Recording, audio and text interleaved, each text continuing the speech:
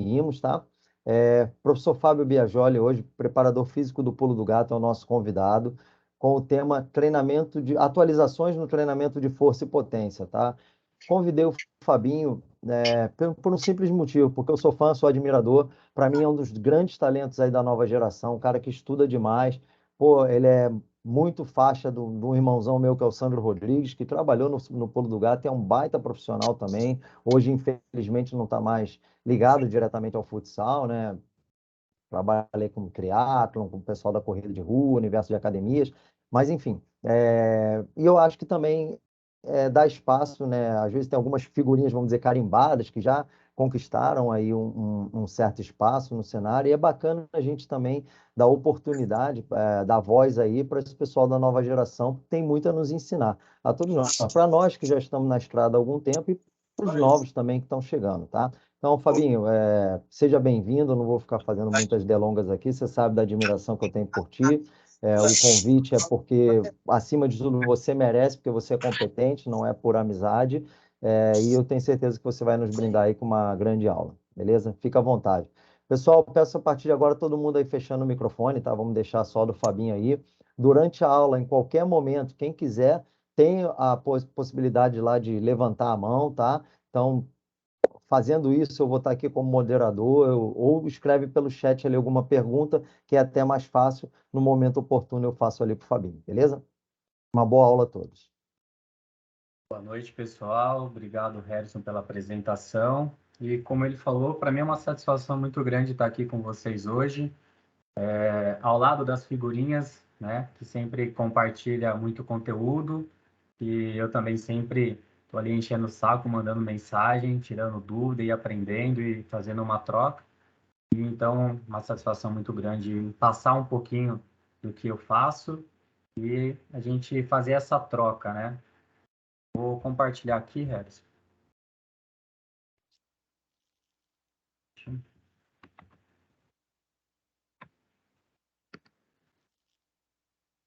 Já me fala se estão conseguindo ver aí. Tudo certo, Fabinho? Beleza, vamos lá. Então, hoje vamos falar um pouquinho sobre treinamento de força e potência, trazer o que tem na literatura e também um pouquinho da prática. Então, sou preparador físico do pulo. Hoje é Pulo Futsal Campinas, né? Deixou de ser o Pulo do Gato, eles mudaram o nome. Hoje é o Pulo Futsal Campinas. Tive uma primeira passagem de 2018 a 2020. Depois fui para o time de Dourados, em 2021, onde tive a possibilidade de disputar ali a Liga Nacional.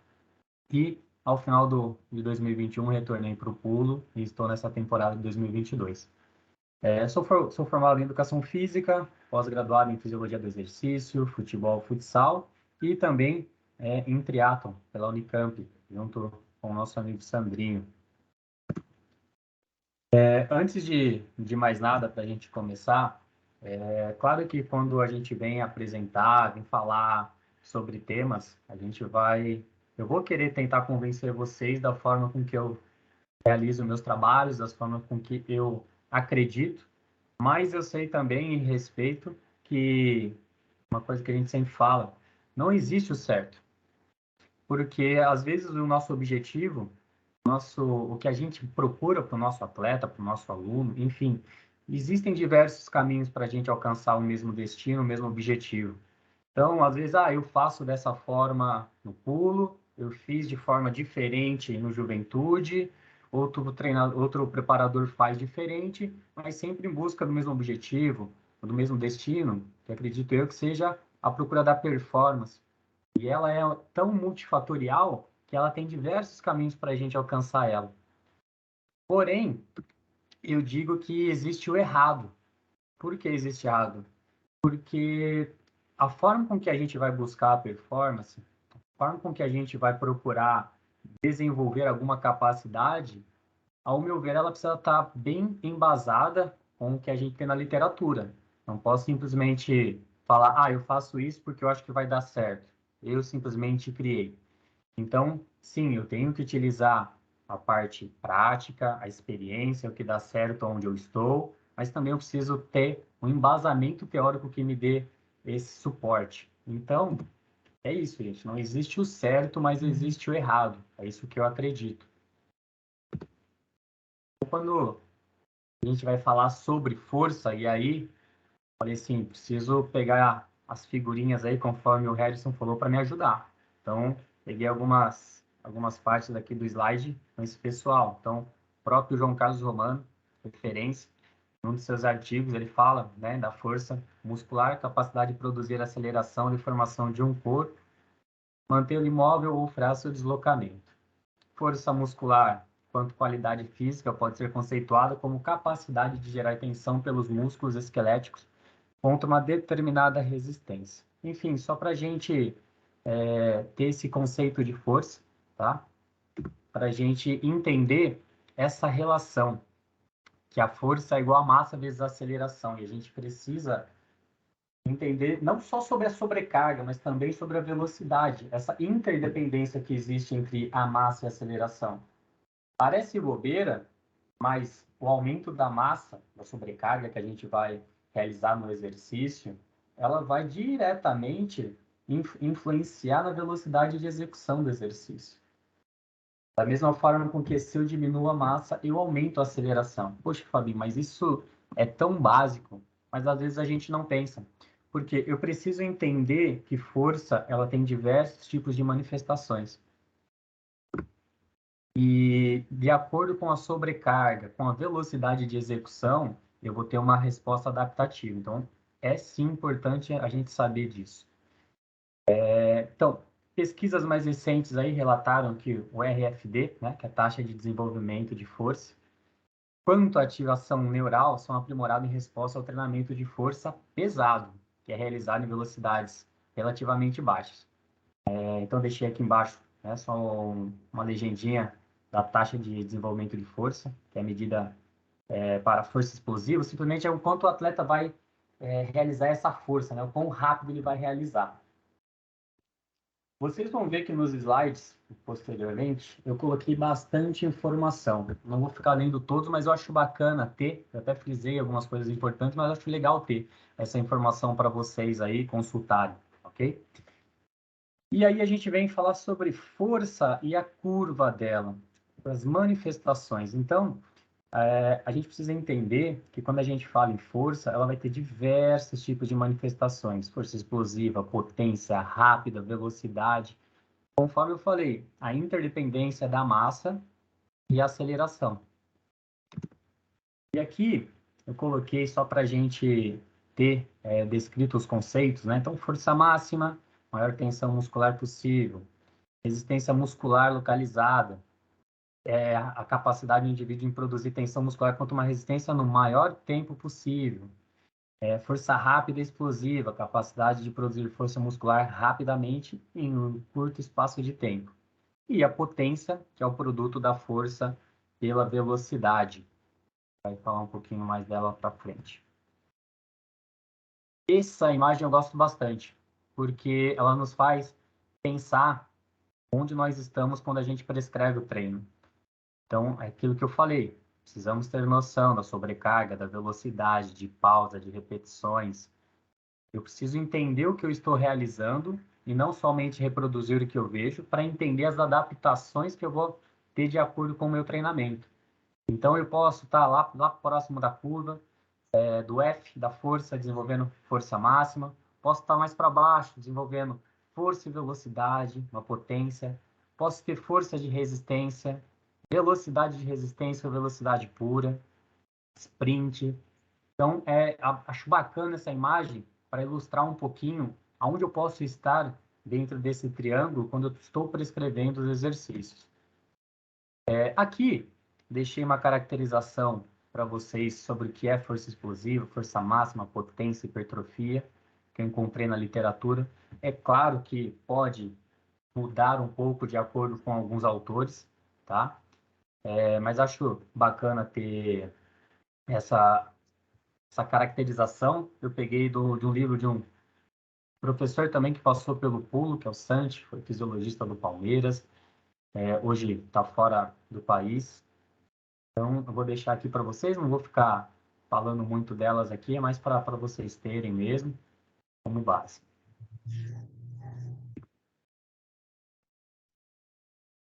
E a gente sempre observa essas recomendações de carga a partir do valor de um RM. Porém, eu mesmo tenho algumas ressalvas contra a prescrição pelo RM. Eu acredito que a gente precisa entender também os fatores que vão intervir nesses valores de um RM, tá? Então, fadiga residual, dor muscular, prontidão, evolução, sono, bem-estar. Então, você imagina você prescrever, fazer um teste, que eu acho que já é muito difícil para a nossa realidade, não impossível, mas muito difícil. Às vezes você ter um plantel com 15, 16, às vezes até mais atletas e ter que realizar treinamento, o teste de um RM com todos os atletas, mantendo o protocolo para fazer ele ser efetivo. E você ainda sofrer influência disso tudo na prescrição durante o treino. Então, às vezes cabe a gente a pensar o que a gente pode fazer caso a gente tenha essa dificuldade de realizar esse teste de um RM. Como que eu posso fazer para resolver esses problemas da prescrição pelo valor de um RM? Então, a gente tem métodos alternativos. A gente tem treinamento baseado em velocidade, que é o VTB. Temos as chamadas carga ótima, potência, pliometria, que é a prescrição através de valores de tempo de contato com o solo, a própria altura do salto, velocidade de propulsão. E também a gente pode pensar na prescrição através do peso corporal do nosso atleta, descrever 30%, 40%, enfim, dependendo do objetivo, com base no peso do atleta. Porém, tem casos específicos que a gente usa essas medidas.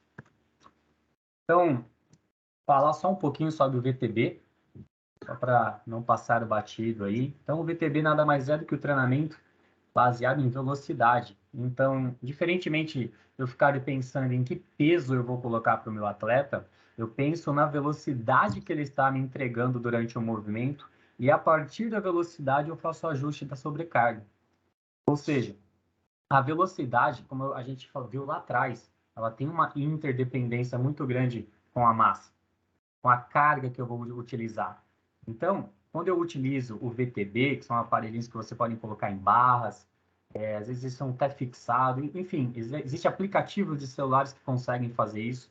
A gente consegue verificar, às vezes até durante mesmo a execução, a velocidade que esse atleta, esse aluno, ele está realizando cada repetição. E ter uma média total da série. E também, a partir da velocidade de cada repetição, ter uma ideia do quanto ele vai perdendo de velocidade e fazer uma relação isso com a fadiga. Então, isso é muito bacana para quando a gente quer fazer de forma assertiva como o que ele está hoje. Então, assim, estou prescrevendo com o que ele está me dando de resposta hoje, agora, no momento. Cansado, ou não, dormiu bem ou não. Enfim, eu consigo verificar todos esses aspectos que ele está realizando no exercício durante o exercício. Interromper o exercício, diminuir carga e fazer uma intervenção. Então, aqui eu coloquei só alguns exemplos, né, de VTB, de alguns aparelhos, então eles vão fixados na barra ali, no exercício, às vezes até no corpo, e não sei se vocês conseguem ver, tem uma linha, né, como se fosse um fiozinho ali, que durante o movimento dele, ele vai gerar a velocidade. E, vamos lá, normalmente essa velocidade, ela é a média da fase concêntrica, né? Você vai ter também velocidade de pico, velocidade propulsiva média, enfim. Você consegue ter bastante valores. Aqui, eu tenho dois exemplos, agradecer até o professor Juninho, do Corinthians, preparador físico, que bati um papo com ele sobre o VTB, e ele falou, pô, Fabinho, pode usar os vídeos aí também para ilustrar, que fica bacana. Aqui embaixo, no primeiro vídeo, vou colocar aqui para reproduzir, ele me passou um aplicativo, depois eu posso até colocar no grupo, onde ele faz esse controle de velocidade a partir do aplicativo. Porém, a única coisa é que você só consegue fazer intervenção depois que você salva o vídeo e tem os dados ali. Já o segundo vídeo, ele tem os dados obtidos em cada repetição. Então vocês vão ver ele executar ali e, durante o momento, vai dar a velocidade com que o atleta está realizando o movimento. E o bacana de tudo isso, que além dele saber e poder controlar o que ele quer, se ele quer velocidade, se ele quer mais força pura, ele consegue estimar o valor de um RM através da velocidade e número de repetições que ele está realizando ali durante o treino. Então, é uma coisa bacana e é uma coisa que eu sempre pensei de usar o próprio treino como o monitoramento e, posteriormente, a prescrição do treinamento. Então, Fabinho, como que você faz hoje?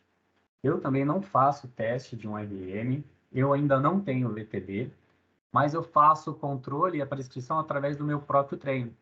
Então, eu vou fazendo esse balanço de valores que eu quero a partir do meu próprio treino. Então, coloquei duas tabelas aqui, uma é do levantamento terra e outro no leg press.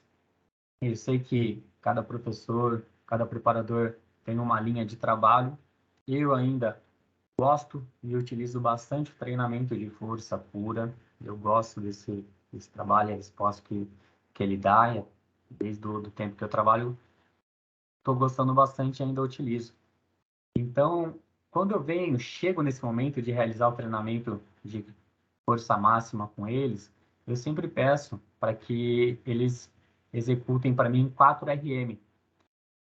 E no início a gente vai, mesmo na percepção de esforço do atleta, com que ele acha que dá para pôr ou não de peso, e a partir desses treinos eu vou calibrando. Então, eu vou colocando os valores. E quando eu vou fazer outro treino de força, eu uso esses valores como referência. Então, eu sempre falo, ó, não sei como que você tá, se está cansado, se você acha que está bem, mas seu valor de referência é esse. Vamos se manter próximo disso.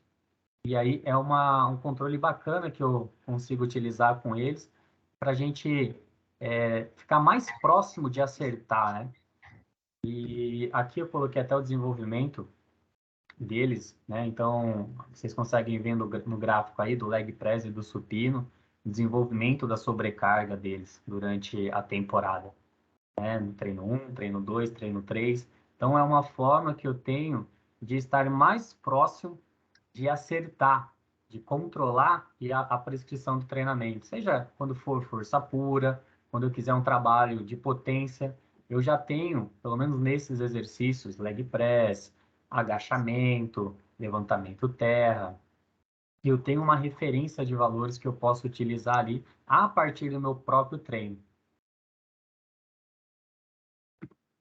Fabinho, Opa, posso te interromper um instantinho? pode falar. Dentro dessa tua apresentação aí, quantos exercícios você costuma testar dessa maneira? Tá, Mais ou menos aí, se você tem ótimo. uma estimativa. Sempre quando eu vou fazer o treinamento de força pura, Edson, eu priorizo trabalhos multiarticulares, ok?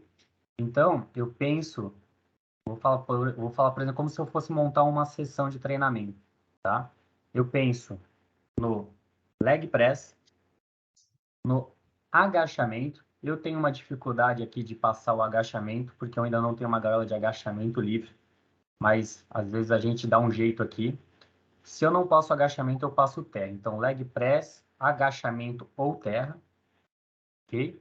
Supino e também uma remada curvada com eles, tá? Sempre procuro fazer os trabalhos multiarticulares, trabalhando a força pura, trabalhando no máximo a 4 repetições. Então, mesmo se eles colocam a carga e sobram, ó, dava mais. Beleza, para em 4, até porque eu não quero que ele progrida no exercício, para quê? Para não gerar fadiga. Então, eu já tenho uma noção da carga que ele utilizou para, na próxima série, ele realizar uma sobrecarga maior. É bacana que lá eu uso uma forma de separar dois grupos, um grupo denominado forte e fraco, até para ficar mais fácil os ajustes de carga, E sempre eles realizando os exercícios, vamos por grupo 1, todo mundo vai realizar o leg press, todo mundo junto. Isso é uma forma que eu consigo controlar o tempo de intervalo deles.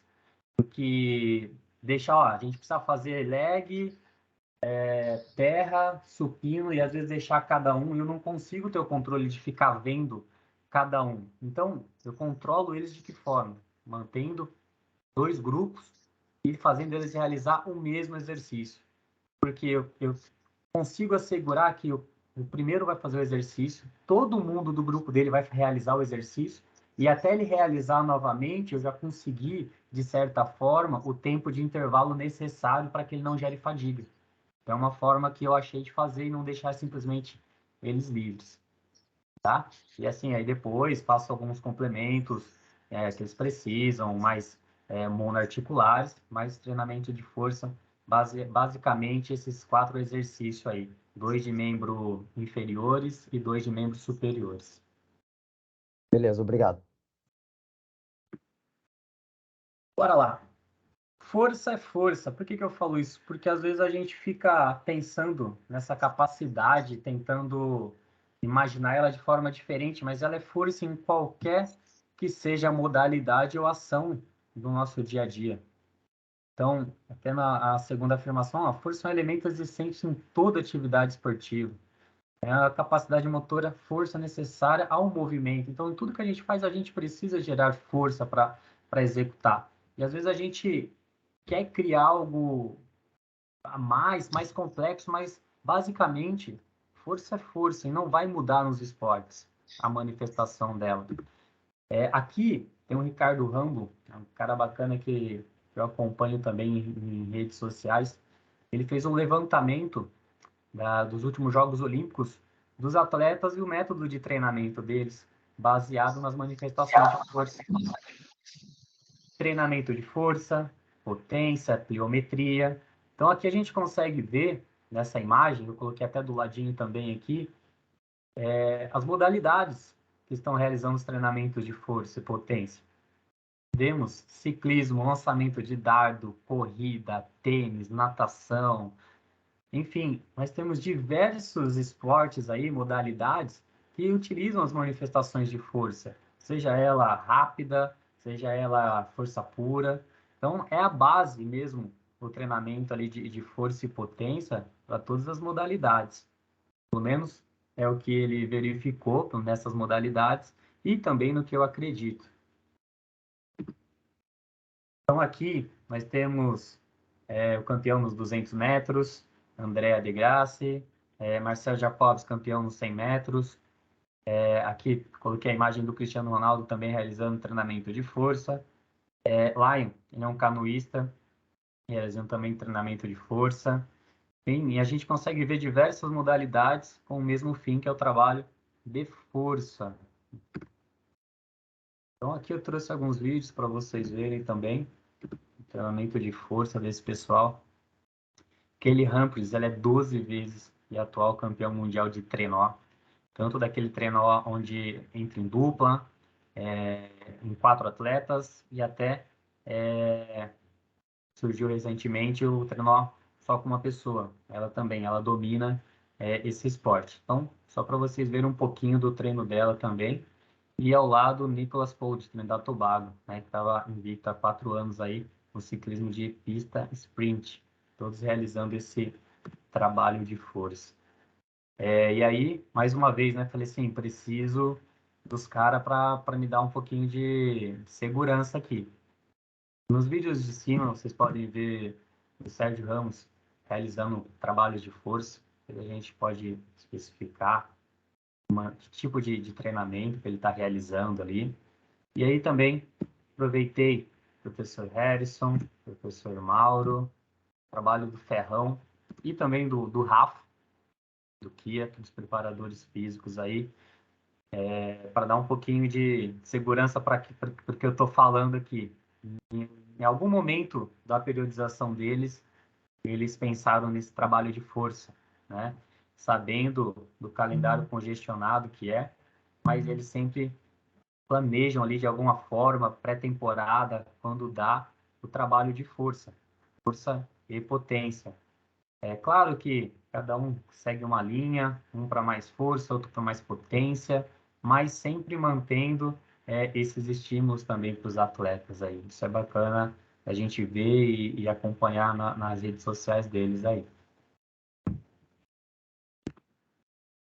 Então, como eu falei, né, coloquei bastante informação, mas para não gastar muito tempo no slide, eu falei assim, vou grifar algumas coisas importantes, né? Então, o treinamento de força, ele provoca alterações no sistema nervoso, que proporcionam uma otimização na ativação dos grupos musculares, além de um aprimoramento na coordenação de movimentos. Isso aí é básico, né? Quando a gente consegue ver isso, às vezes até em academia, sei quem já trabalhou em academia, recebe um aluno novato, ele começa a fazer o exercício lá, vai supino, e você vê ele todo balançando na barra, né? Aquele controle motor ainda, descendo a barra um pouco torta, isso por conta da coordenação dos movimentos. E, posteriormente, passou a primeira semana, a segunda, você já vê ele realizando um movimento com um controle maior, até aumentando a carga. Mas não foi porque ele está mais forte, já teve incremento da força.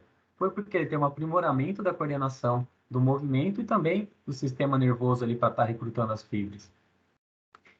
E o treinamento de força é uma estratégia muito utilizada para desenvolvimento de força, massa e potência nos atletas. Então, a gente viu lá que existem diversas formas de manifestação de força.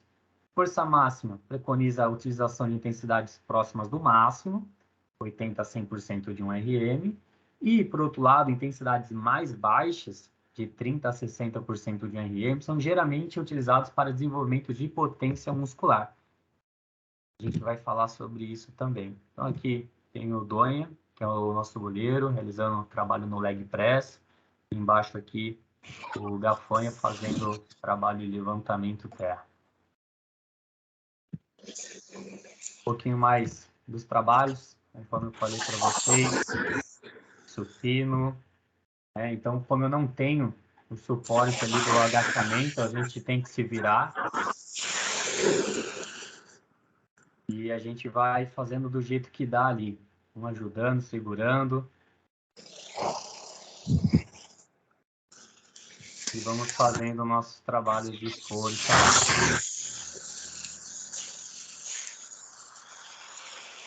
Beleza, falar sobre uma curiosidade aqui do treinamento, né? Quando a gente fala do treinamento de força tradicional, ele tem um período onde a carga é desacelerada. Tá? Ele tem um período onde a carga é desacelerada, que é a fase excêntrica do movimento. Então, olha que bacana aqui. Quando a gente está realizando o treinamento, a gente consegue ver aqui num estudo, deixei até embaixo para vocês a referência, que 23% da duração total de uma repetição máxima é feita na desaceleração. E conforme a gente diminui a carga para tentar aumentar um pouco mais a velocidade, às vezes a nossa ideia de, poxa, agora eu vou diminuir a carga, vou fazer mais rápido, então esse período de desaceleração vai ficar menor. Ao contrário, ele aumenta. Então, quando ele diminui a carga para 80%, aumentou para 52%. Quando você diminui a carga para 45% de RM, ela fica dentro de 40% a 50% da duração total do movimento. Isso nos faz pensar sobre a transferência desse trabalho para a quadra. Poxa, mas eu perco tanto tempo na fase excêntrica, será que eu vou ter uma transferência grande para quando eu for na quadra? O que esse exercício vai trazer de transferência para mim? Então, aqui, nesse artigo, ele fala, né, desta forma, mesmo que os exercícios tradicionais de treinamento de resistência são realizados com cargas leves, o atleta é instruído a realizar esses movimentos rapidamente, e essa desaceleração resulta em velocidades de movimentos mais baixas, normais encontrados em esportes, como o movimento de saltar ou arremessar. Então, a transferência, quando a gente pensa nesse exercício, na questão da velocidade, ela está um pouquinho longe do que a gente tem na nossa modalidade. Apesar disso, né? Então, vamos lá. Não vamos jogar fora o trabalho de força tradicional. Esse trabalho, ele tem sido usado com muito sucesso para melhorar a potência máxima dinâmica. Por quê? Durante a execução desses exercícios, ele requer uma geração de saída de alta potência. Então, depois que ele parte do movimento excêntrico, né? Então, vocês podem pensar no agachamento, no momento que ele está lá embaixo, ele desceu o máximo que ele conseguiu e ele vai realizar a fase concêntrica do movimento, ele tem que realizar uma saída de alta potência para fazer a nova fase, que é a fase concêntrica. Então, por isso que eu falo, existe certo, mas não existe certo, mas existe errado. Então, a gente precisa entender o que a gente quer com o nosso trabalho. Eu estou agora procurando uma maior transferência? Não, eu quero uma saída alta de potência. Então, se eu tenho bem embasado o que eu quero e tenho todo esse apoio da literatura, fica mais fácil de eu prescrever. Disso que eu estou falando. Então, ó, os ganhos de força, eles podem ocorrer por conta da hipertrofia e também das adaptações neurais, mostrando que a força, além de uma propriedade do músculo, também é uma propriedade do sistema motor. Então, eu tenho outros caminhos para se alcançar meu objetivo. Eu não tenho apenas o meu caminho. Ah, faz isso que é isso que vai dar certo. Então, até a força, a gente pode ter um incremento dela pela hipertrofia e também pelas adaptações neurais. E agora, eu deixei alguns estudos aqui para falar um pouquinho sobre essa relação de força, performance e lesão, tá? Aqui mostra a relação de um RM, do agachamento, com desempenho de sprint e altura do salto. Então, resumindo, demonstrou que os atletas que têm mais força, têm os maiores valores de um RM, foram os mesmos que apresentaram melhor desempenho nos sprint e também no salto. E ele diz ali até sobre agilidade e as habilidades críticas do futebol, né? Correr com mudança de direção. Outro estudo falando que quanto maior a força muscular, maior a capacidade de realizar as habilidades esportivas. Os atletas mais fortes produzem desempenhos superiores durante as tarefas específicas dos esportes e também a diminuição de risco de lesões. Mais uma vez, falando da relação muito grande entre força máxima e desenvolvimento de potência, né? Então, os indivíduos com os níveis mais altos apresentam maiores níveis de potência. Então, são estudos que reforçam, né, esse trabalho de força para nos dar credibilidade quando a gente prescrever para o nosso aluno, ter também esses artigos por trás, né? Lembrando que, pô, Fabinho, mas esses artigos aí ficar só atrás do papel da TV, do notebook. Lembrando que os artigos eles tiveram toda uma questão prática para ser realizada. Por isso que cabe uma leitura bem crítica também do artigo, mas não pode esquecer que teve a parte prática para dar esses resultados também, que vai servir de embasamento para a gente. E aqui eu achei bacana esse artigo, que ele fala sobre o método de aquecimento. A gente está falando de treinar, mas como se preparar? Como que eu vou realizar minha preparação para um treinamento de força, por exemplo? Treinamento de força pura, né? Aqui ele colocou 3 exemplos, né? Onde ele fala sobre a realização de 2 séries de 6 repetições. Então, ele fez um método combinado, uma com 40% de um RM na primeira série e 80% na segunda. Outro método que ele utilizou foi uma série de 6 repetições a 80% de um RM. E a terceiro método, que foi uma série de 6 repetições. E o bacana que ele encontrou, parece básico também, mas às vezes a gente pode errar nisso. Que quando a gente utilizou as cargas mais altas para aquecimento, mais próxima do que eu vou realizar na parte principal, foi com que eu tive um melhor aquecimento, uma melhor preparação do meu atleta. Então, realizar repetições com carga baixa não foi tão eficaz assim como realizar com cargas mais altas. E até entre o método B, que é uma série de 6 repetições a 80%, o primeiro método foi mais eficaz. Você iniciar com uma carga mais baixa, de 40% de um RM, e na segunda série você preparar ele ali com 80% de um RM.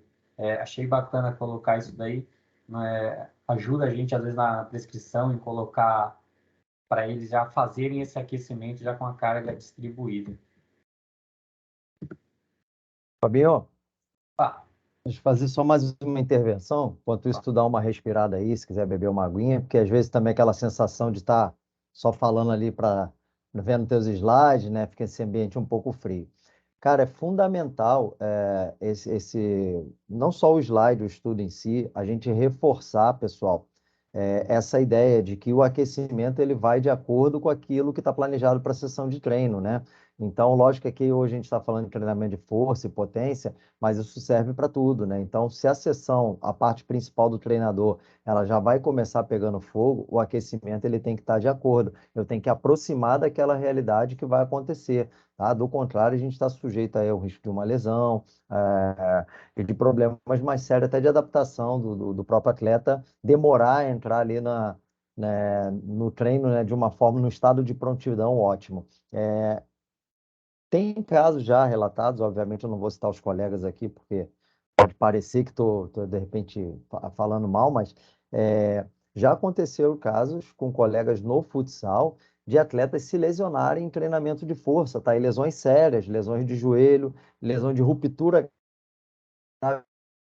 jogador, talvez por uma falta, eu digo talvez porque eu não estava presente, me foi relatado a forma como foi, mas talvez por uma conduta de aquecimento inadequada. Tá? Daqui a pouco o sujeito, imagina, vai lá por um leg press, realizar 4 repetições, né, Fabiano? 90% da carga máxima em modo unilateral, se ele não está bem aquecido, pô, daqui a pouco vai a musculatura embora, vai um tendão, vai até mesmo um ligamento cruzado anterior, como já aconteceu. Então, estou reforçando isso porque já tivemos casos não só em ambiente de sala de força, mas também, às vezes, treino na quadra mesmo, né, onde daqui a pouco, por uma negligência da parte nossa em relação ao aquecimento, pode vir a ocorrer sim uma lesão.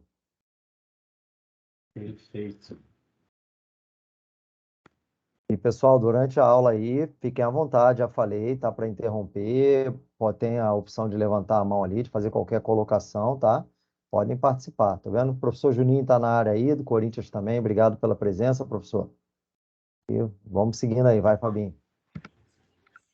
Bora lá. Então, vamos trazer agora, né, esse tema que nós estamos falando de força para o futsal. Então, é bacana a gente entender o que acontece no futsal de forma das respostas fisiológicas e o que a força pode ajudar o futsal. Pô, força é bacana, gera isso, mas será que o futsal precisa? E no eixo da força e velocidade, nosso esporte ali, a modalidade, ela está incluída como determinante esses aspectos de força. Então a gente vai ter força reativa, força rápida, força de aceleração, capacidade de acelerar, desacelerar, explosiva, tudo dentro do nosso esporte, da nossa modalidade. Por isso que é interessante a gente voltar lá atrás naquele slide e entender as manifestações de força, a relação de sobrecarga que a gente vai realizar nos exercícios, a prescrição das repetições, intervalos, velocidade de execução. É muito importante nós termos isso bem definido na nossa cabeça para poder prescrever de forma assertiva. Então, o que eu deixo aqui é o seguinte: como que a gente vai trabalhar tais capacidades se meu atleta não tiver uma boa base de força? Como que a musculatura e os tendões vão suportar não só as cargas de treinos, né? Não só as cargas dos treinamentos específicos de força, mas os treinos com bola, os jogos. Então, ao meu ver, o atleta precisa ter bem desenvolvido e até uma certa experiência no treinamento de força. A gente pode trazer lá atrás um pouquinho da força tradicional, realizar treinamentos hipertróficos, para posteriormente realizar treinos de força pura, porque requer uma experiência também para executar esse tipo de treino, treinamentos de potências, pliometria. Então a gente precisa desenvolver uma boa base de força nos nossos atletas, ao meu ver. E quando a gente fala que o determinante são essas forças rápidas de aceleração, a gente vem trazer então para a potência. E a gente vai entender um pouquinho sobre o que é potência. Basicamente, a gente vê que potência nada mais é do que a força vezes a velocidade e tem puxando um pouco mais dessa curva para a velocidade. A gente vai entender lá para frente o porquê puxar um pouquinho mais para a velocidade. Então, como eu falei que o determinante do futsal é a força, eu quero também dizer que o predominante são as atividades aeróbias. Então, aqui tem um estudo também falando sobre o tempo nas intensidades. Isso nos leva a entender, primeiramente básico, né? Um jogo de 20 por 20 cronometrado. Se a gente pensar no tempo total que eles estão realizando ali, predominantemente eles vão estar utilizando a via aeróbica. Porém, quando a gente fala em determinante das ações, finalizações, gols, retorno, um sprint para fazer um gol, para tirar um gol, enfim, isso é dependente da produção de força e todas as suas manifestações. Aqui deixei também uma tabela com diversos estudos falando sobre essa relação entre força e potência, bacana para quem gosta. A relação com saltos contra movimentos é bem bacana. Então, aqui ele fala, né, sobre a relação força e potência. Não pode possuir um alto nível de potência sem primeiro ser relativamente forte. Indivíduos com níveis de força mais altos têm capacidade de produzir potências superiores do que aqueles com baixo nível de força. Isso a gente vai entender dentro da nossa equação. A gente tem ali na equação força vezes velocidade. Se eu mexer só em um ponto dessa curva, se eu mexer apenas na velocidade, vou ter um incremento x da potência.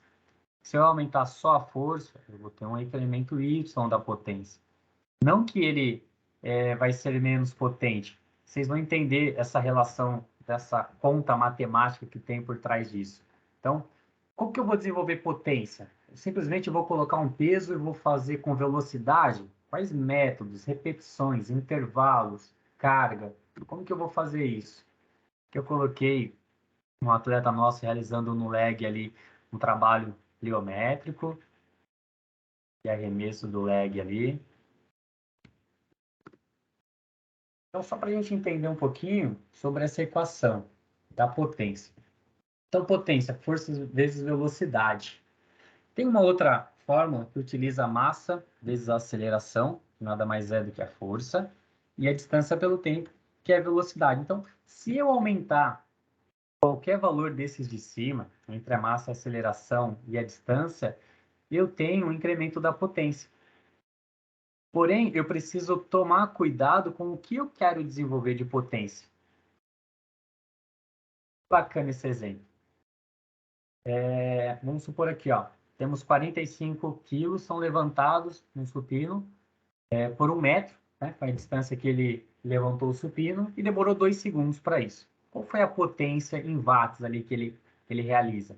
Ali, o que eu fiz? Peguei o 45 quilos, transformei em Newton, e a gente teve ali uma potência, coloquei em 1 metro para facilitar a conta, então ele realizou de potência 225 Newton, ou 225 watts de potência. Por outro lado, o outro ele aumentou a massa, então ele aumentou para 90 quilos o supino. Ele levantou na mesma distância, né? 1 metro, só que ele demorou 3 segundos.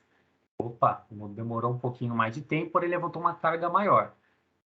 A potência que ele realizou é de 300 Nm por segundo, 300 watts. Então, quem é mais potente? Quem levantou 300 watts ou quem levantou 225?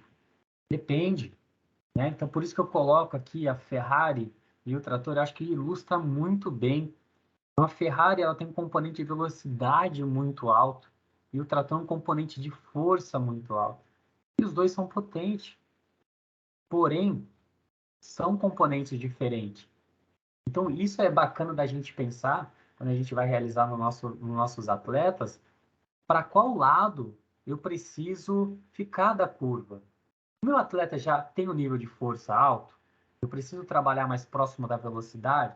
O meu atleta já é veloz, mas tem um nível de força baixo.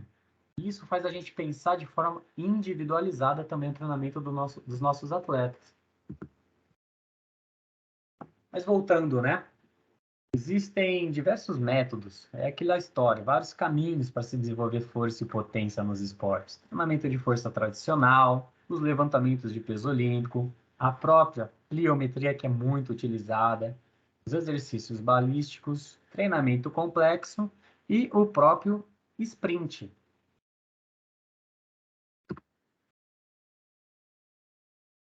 Todos os métodos eles são eficazes. De acordo com o que a gente vai utilizar, a gente vai fazer uma leitura e vai fazer um estudo para saber em que momento eu vou aplicar cada método.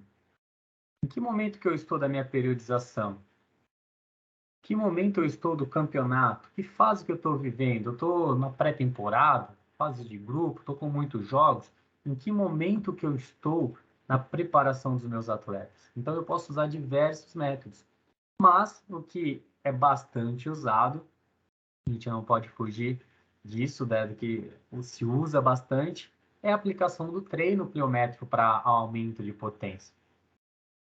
E não é à toa, né? A literatura mostra que o treino pliométrico melhora o rendimento de diferentes esportistas nas ações explosivas, né? Saltos, sprint, mudança de direção. E a combinação do treino pliométrico com treinamento de força, ele foi efetivo na otimização dos níveis de força muscular ao nível de membros inferiores e na capacidade de impulsão vertical e sprint em praticantes de diferentes idades e modalidades. Então, assim, é muito bacana a gente ter essa base também da literatura para justificar o porquê dos nossos treinos pliométricos. Ele é um dos mais utilizados porque eles dão um resultado ali no que a gente precisa a nível da nossa modalidade, que é os trabalhos de sprint, de aceleração, de impulsão. Isso é bem bacana para ter os artigos, né, a literatura dando esse embasamento para a gente. Só para a gente passar rapidinho pela pliometria, entender o que acontece na pliometria. Basicamente, existe um ciclo na pliometria de alongamento e encurtamento. Então, quando eu realizo o agachamento, vamos falar do salto, né? Quando eu vou realizar um agachamento para posteriormente fazer o salto, seja vertical ou seja horizontal, eu tenho o primeiro momento, que é o ciclo de alongamento. Então, quando eu faço toda a flexão do joelho, quadril, tornozelo, eu faço um alongamento. E a partir disso, eu vou ter um acúmulo de energia para posteriormente fazer a fase de encurtamento, que é a fase de propulsão, onde eu vou realizar o salto. Então, aqui ele até explica sobre o reflexo miotático, que é justamente quando o músculo ele recebe esse alongamento, essa fase de agachamento, quando ele está flexionando o joelho e quadril, e logo em seguida ele realiza, então ele armazena essa energia elástica e logo em seguida ele tem a conversão da energia elástica para a energia cinética do movimento também. É a partir do momento que eu realizo o movimento de salto, da fase concêntrica do movimento. Então, eu, além de ter a energia elástica armazenada, eu converto ela para energia cinética, aumentando assim a minha performance durante a pliometria, durante o salto. Essa é a base da pliometria. Aqui tem um vídeo do time do Juventude AG, quando eu estava no Mato Grosso do Sul, aquele fazendo treino de potência, né? Squat jump aí, usando o tapete do Harrison e do Sandrinho, então fazendo os trabalhos de treinamento pliométrico utilizando o tapete também. Posteriormente eu vou explicar para vocês o porquê que eu uso o tapete para fazer o controle da intensidade dos treinos. Deixei também aqui a caracterização dos treinamentos de potência muscular, voltado para a pliometria. São as cargas que são utilizadas de 20% a 60% da massa corporal, 30% a 70% de um RM, 30% a 90% da altura de queda, e aí a gente vai chegar também lá na frente sobre salto em profundidade, sobre a máxima produção de potência.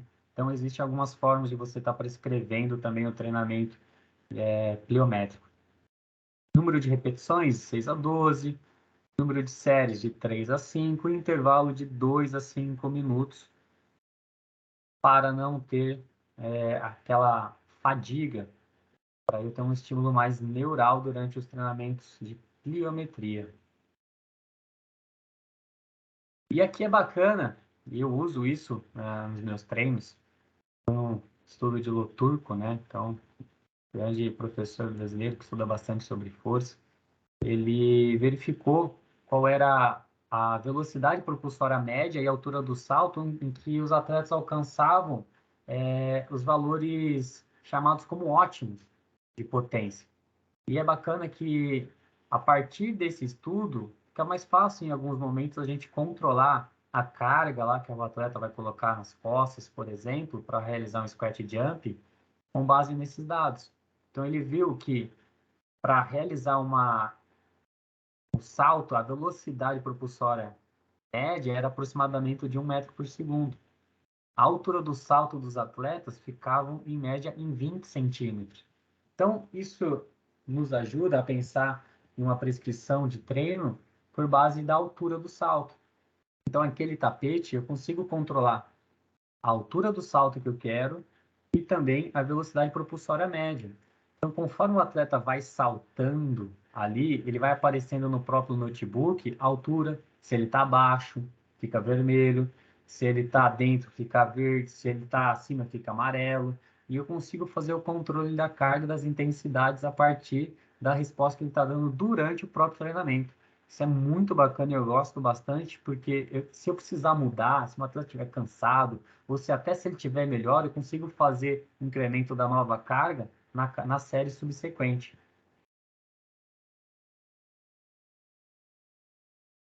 Salto em profundidade. Vamos lá. Basicamente, o salto em profundidade é quando o atleta ele sobe num caixote ou num plinto assim, ele vai realizar a queda, né? Então ele vai, não, a gente fala que não é salto, né? Para o chão, senão ele pula. A gente não quer, ele quer que ele faça a queda. Então ele vai colocar um pé na frente e vai fazer a queda no solo. E logo em seguida ele vai realizar um salto. Por isso que é um salto em profundidade. Ele sai de uma base mais alta, fez a queda no chão e logo em seguida ele vai realizar um salto, seja horizontal ou vertical. Então, o que acontece? Por que fazer um salto em profundidade? O que isso vai trazer de benefícios para mim? Então, a gente viu lá que a pliometria ela nada mais é do que a resposta do reflexo miotático, né, desse armazenamento de energia elástica, essa conversão dessa energia elástica para energia cinética do movimento para gerar maior potência. E o bacana é que quando a gente faz o salto em profundidade, a gente tem, dependendo da altura, a gente vai ver isso também, um aumento dessa energia por conta do impacto na hora que a gente faz essa queda. Então, tem também um aumento da energia elástica por conta da rigidez que temos nos tendões ali, aumentando assim a resposta da energia elástica com energia cinética. Aí a pergunta que fica é assim, qual a altura ideal para eu realizar um trabalho de salto em profundidade? Será que qualquer altura eu vou ter boas respostas? O que são boas respostas? Então aqui tem alguns exemplos do pessoal realizando aí o salto em profundidade, deep jump, para frente, para o alto, e até brinquei na imagem de baixo aí. Será que se ele saltar ali, ele consegue ter uma resposta boa?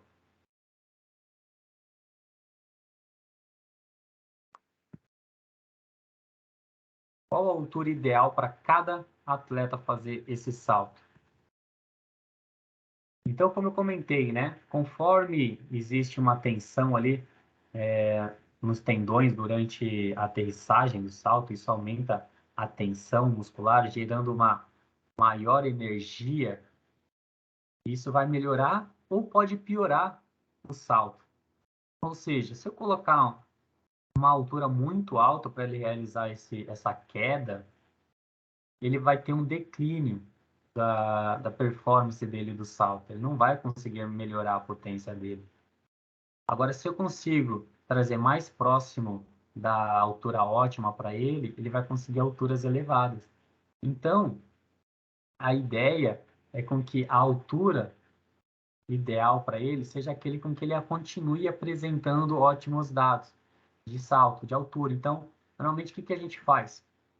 Coloca ele para saltar, para fazer o salto em profundidade, e vai aumentando, aumentando, aumentando a altura, até o momento que você vê que ele não conseguiu aumentar mais aquele valor máximo dele. A partir daquele valor, a partir das alturas maiores, ele teve declínio da performance. Opa, então esse valor ficou muito mais alto para ele. Eu vou trabalhar com a medida onde ele teve a melhor resposta de propulsão ali no salto. Aqui eu deixei explicando também o porquê acontece desse declínio, né? A gente vai entender, falei do reflexo miotático, que nada mais é do que a ativação dos fusos musculares ali. Então, só para não passar batido essa parte fisiológica aí.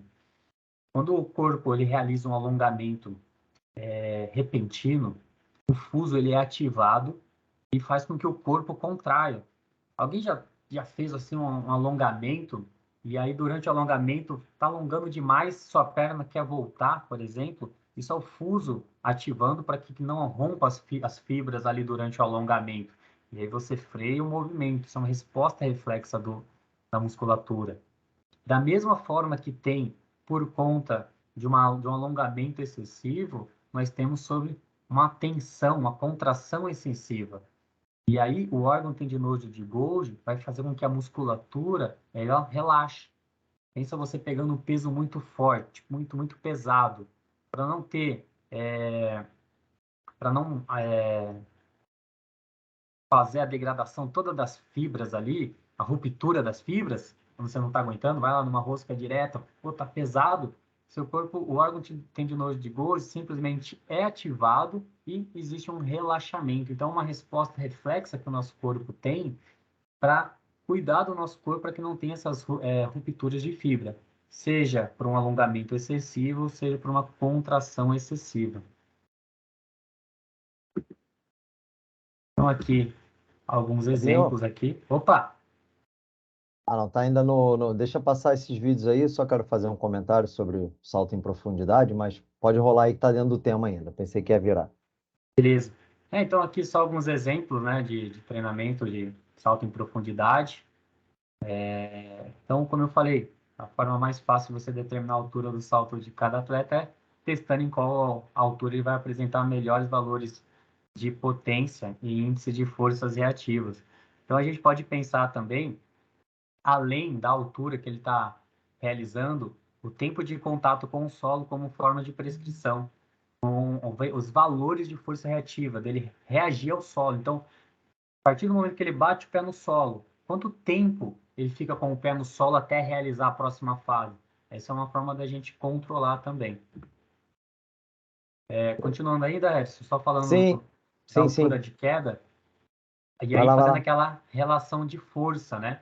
Então, indivíduos mais fortes apresentaram os valores máximos de potência na maior altura de queda, ou seja, se você tem atletas mais fortes, consequentemente você vai precisar de alturas mais altas para que ele tenha um incremento e possa utilizar esse método para dar resultado para ele.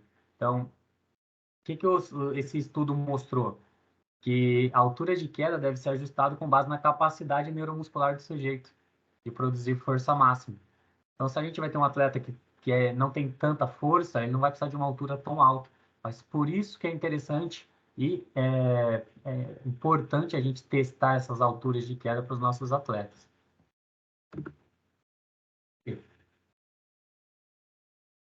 Fabinho, o que eu ia comentar é o seguinte, é exatamente sobre a questão da altura de queda.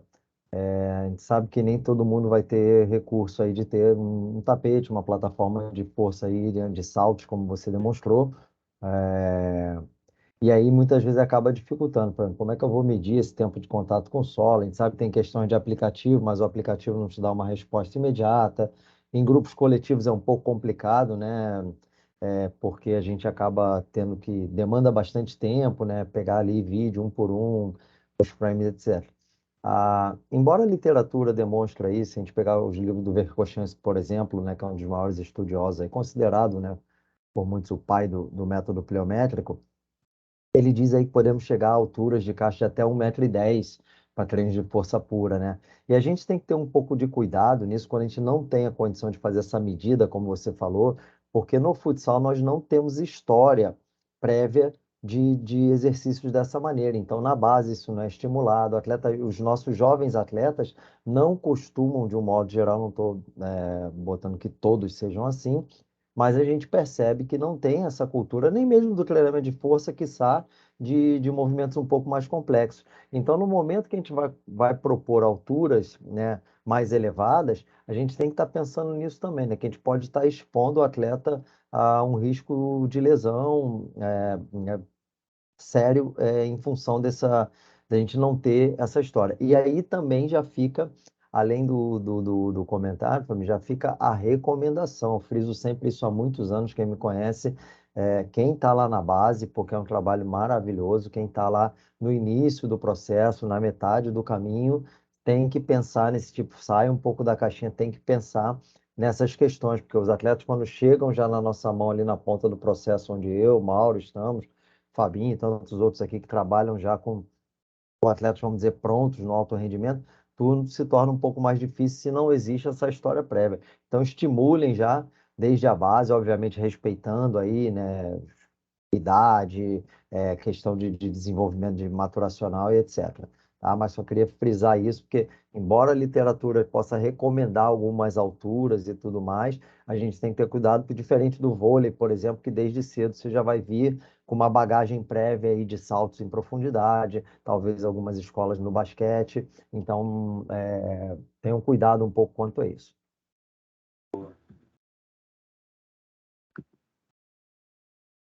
Até aproveitando agora sobre, a gente falou aqui atrás, sobre a força reativa, o tempo que ele tem de contato ali durante a queda, a gente vai tentar trazer isso agora e fazer uma transferência para quando eu for realizar o meu treinamento, eu conseguir fazer uma transferência mais próximo do que eu tenho de realidade na minha modalidade. Então, por que eu falo isso? Porque, às vezes, hoje estamos aqui num grupo de futsal, mas a gente não sabe o dia de amanhã, a gente vai trabalhar em outro local e a gente pode ter essa base. Então, quando a gente fala no ciclo alongamento e encurtamento, a gente pode pensar também no tempo de contato com o solo, que é aquele momento que ele faz a pressão no solo para realizar o salto. Então, a gente define essas velocidades desses ciclos em rápidos e lentos. Então, os rápidos são ações menores que 250 milissegundos. E os lentos, ações maiores que 250 milissegundos. Aqui eu coloquei duas imagens, elas conseguem mostrar bem isso. Então, a gente precisa entender primeiro que ali a imagem do Bolt correndo é salto. Ele está fazendo um salto de uma perna para outra. Então, a corrida são suscetíveis saltos. Já no vôlei, também é salto. Salto para bloquear, o salto para atacar. São todas ações dos ciclos alongamento e encurtamento. Porém, existe uma diferença na velocidade desse ciclo. Então, a gente vai entender aqui, nessas imagens, o que é o ciclo lento, ele fazendo agachamento, saltando. O ciclo rápido, onde ele faz ali a corrida. Então, tem o ciclo de alongamento e encurtamento ali, o tempo de contato com o solo sendo rápido. E também eu coloquei aqui na nossa modalidade, que é a mudança de direção, trabalho de agilidade, onde ele realiza esse trabalho de alongamento e encurtamento e tempo de contato com o solo rápido. Ele bate o pé de um lado, bate o pé do outro. Então, se a gente falar sobre tempo de contato com o solo, ciclo alongamento e encurtamento, e não entender que a corrida nada mais é do que suscetíveis saltos, a mudança de direção, o trabalho de agilidade, são ciclos de alongamento e encurtamento com tempos de contato com o solo, fica um pouquinho difícil da gente entender o porquê daqueles valores, tá? Então, preciso entender, vamos voltar lá no primeiro vídeo,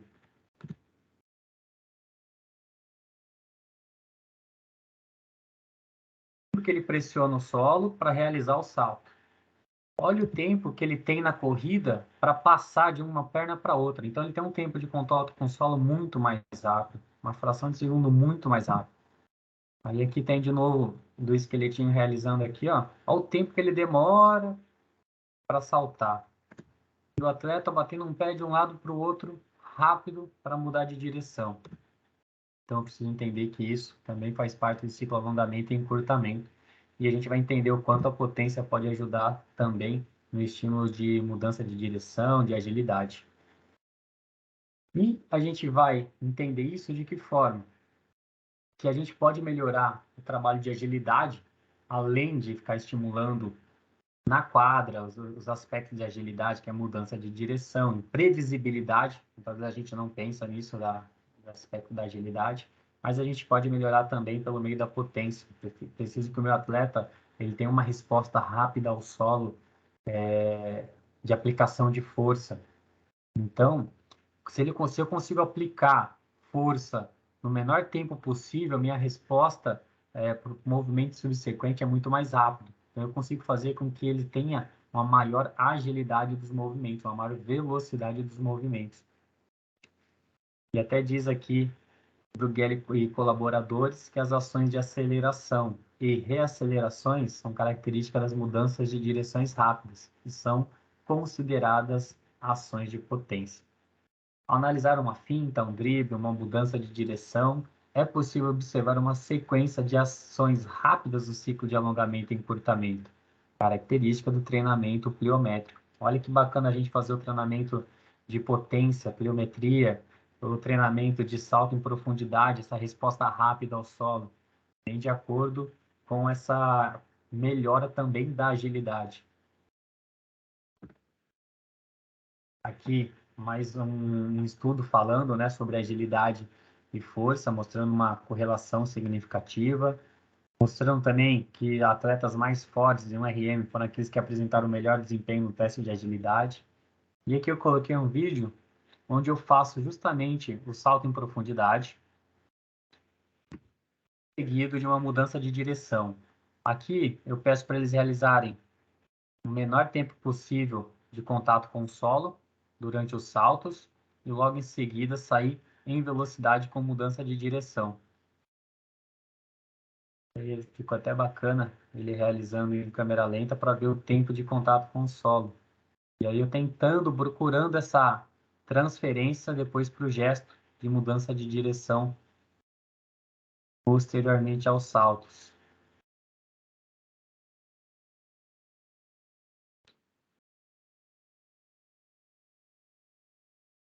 Beleza, vamos falar agora sobre o treinamento de força especial. Acho que isso é um tema bacana porque vem sendo bastante usado. Então, nada mais é do que a realização de exercícios resistidos, onde a gente utiliza a mecânica mais próxima da nossa modalidade. E como Harrison falou, né? Verkhoshansky, ele procurou caracterizar um pouquinho melhor esse treinamento de força especial, dar alguns nortes para a gente prescrever nas escolhas dos exercícios. Então, ele diz que a velocidade da execução dos exercícios deve proporcionar a maior semelhança possível com a do esporte praticado. O esforço muscular durante os exercícios deve ser maior ao da ação competitiva, a fim de proporcionar ao corpo uma resposta adaptativa, uma supercompensação. Amplitude e direção devem remeter às mesmas condições encontradas na modalidade.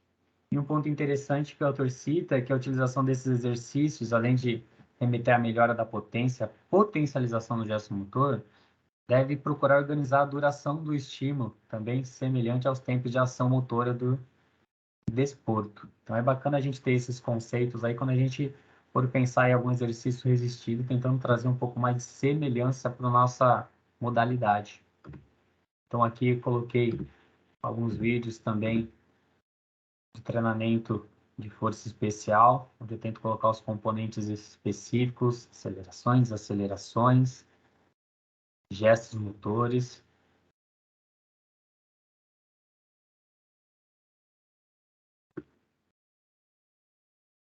Alinhamento, tripla extensão, pensando nesses aspectos aí também.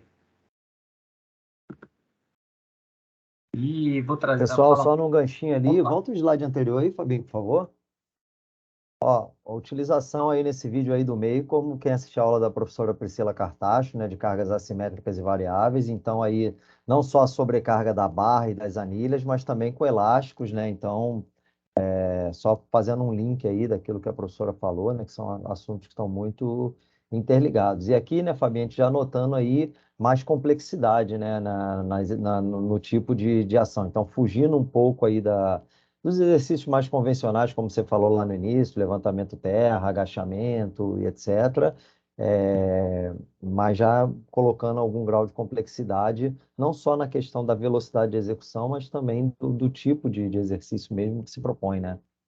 Sim, trazendo mais semelhança mesmo, né, para nossa Sim, modalidade. sim. Treinamento complexo. Isso aí é bacana porque a gente vai estudando, fazendo uma atualização e às vezes a gente se confronta algumas vezes com alguns termos, com as formas de realizar. Eu mesmo estava fazendo uma revisão sobre o treinamento complexo, né? Enchi o saco de muitos professores aí para ver o que que eles acham, o que que eles pensam, se usam, se não usam. Então, a teoria do treinamento complexo, basicamente, ela é a realização de dois exercícios. Um exercício resistido e um outro exercício sem a sobrecarga. Qual que é a ideia do treinamento complexo? É eu atingir todas as áreas daquela relação da curva de força e velocidade que a gente viu lá no início.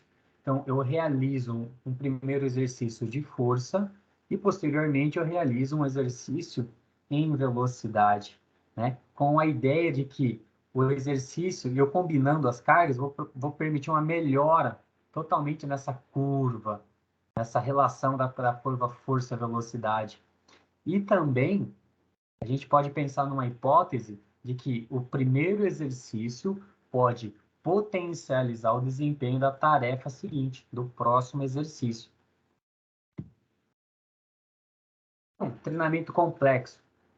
Ele tem a ideia de potencializar a atividade, a tarefa subsequente. Então, resumidamente, é a realização de um exercício pré-atividade principal, o que tem como objetivo o aumento da performance na tarefa subsequente. Aqui tem o nosso atleta realizando terra, movimentos de salto, velocidade, correu, tirou uma bola e tirou a outra. Aqui um trabalho mais específico de pivô usando os elásticos, conforme o professor falou, e eu tentando trazer agora para uma realidade um pouco mais específica. Então, utilizando o elástico para ativar, para tentar melhorar a ação seguinte.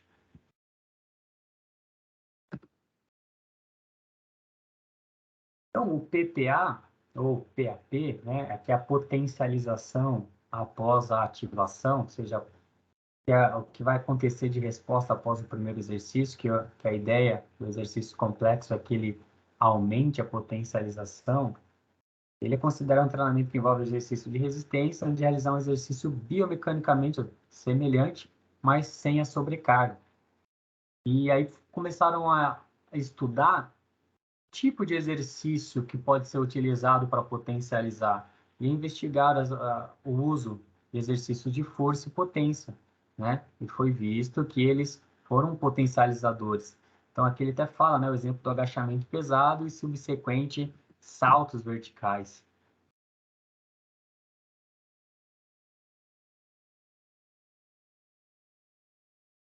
E é bacana e para frente vocês vão ver eu mudando um pouquinho esse conceito até do que vocês estão vendo nos vídeos sobre o treinamento complexo, tá?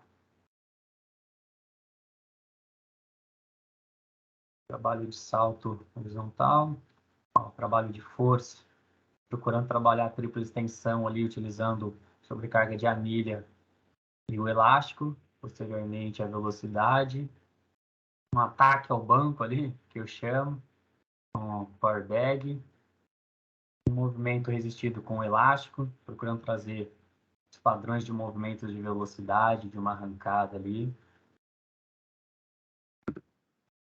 Então, o treinamento de força usando cargas leves, ele melhorou o desempenho na área da velocidade. Então, a gente pensa de novo naquela curva.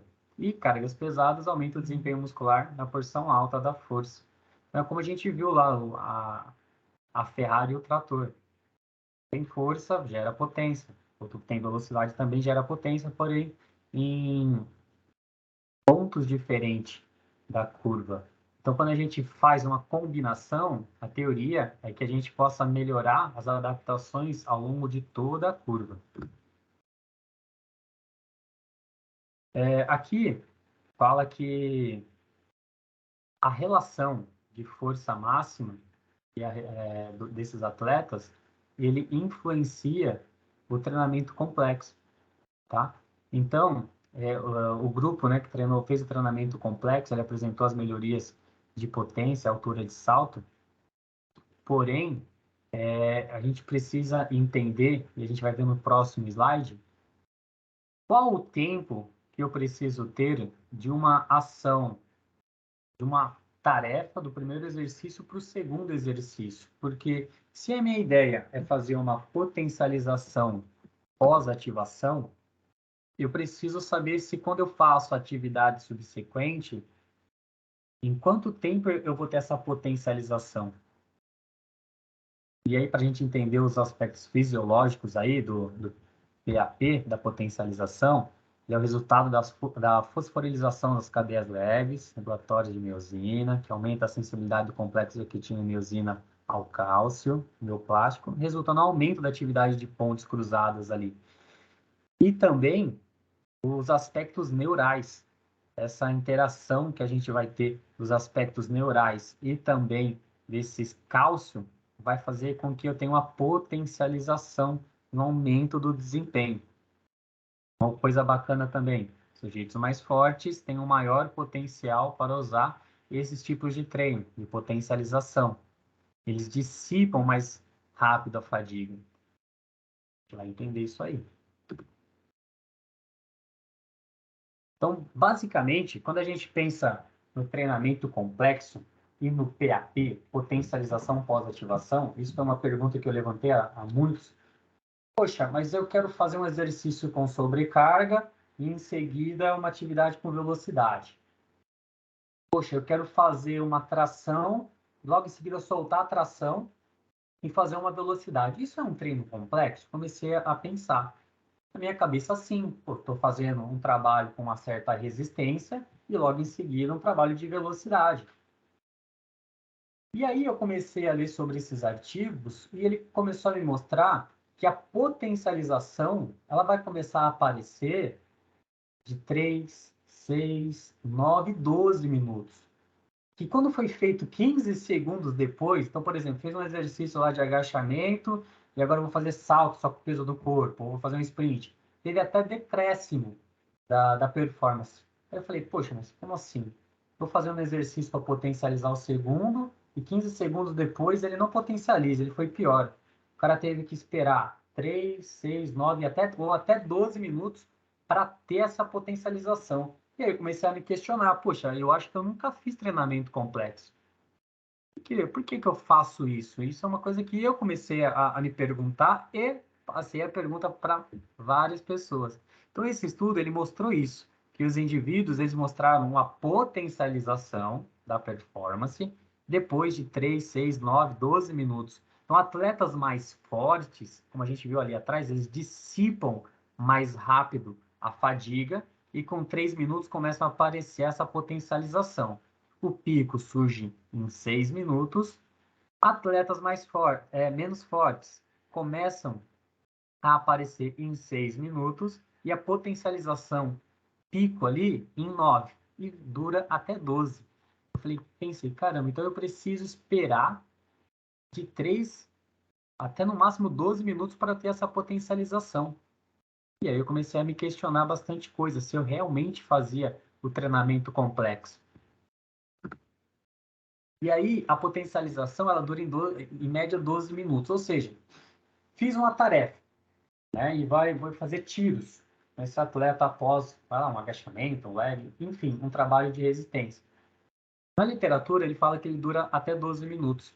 Porém, isso vai depender da resposta performática do nosso atleta. O quanto que ele está dando de resposta de performance?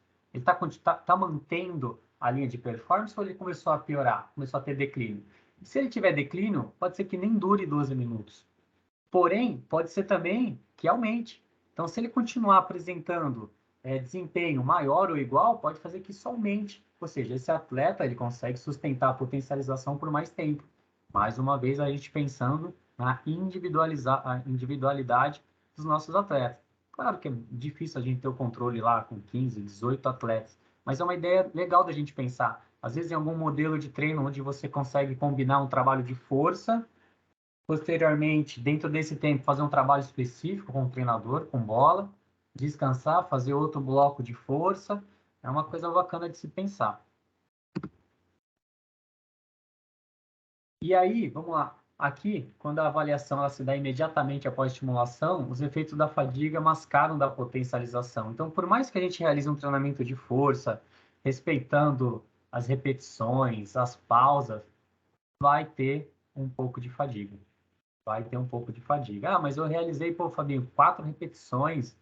Poxa, não teve fadiga. Teve um pouquinho.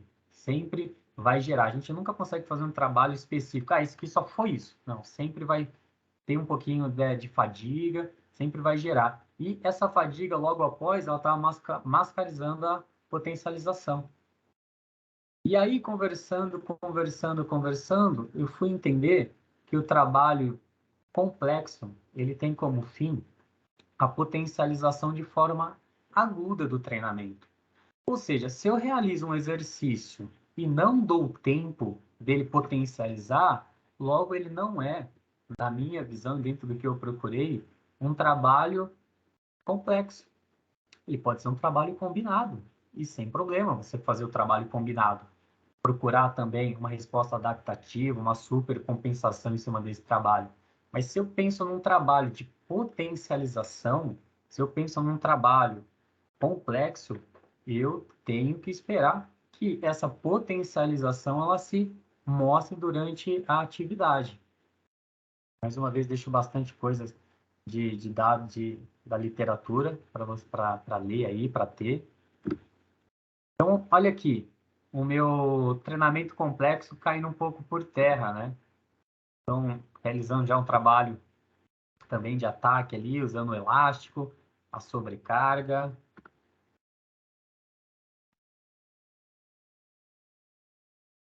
Mas fazendo agachamento com wall ball e saindo em velocidade. Mas tudo isso de forma seguida. Eu não dei tempo. Olha lá, saltou.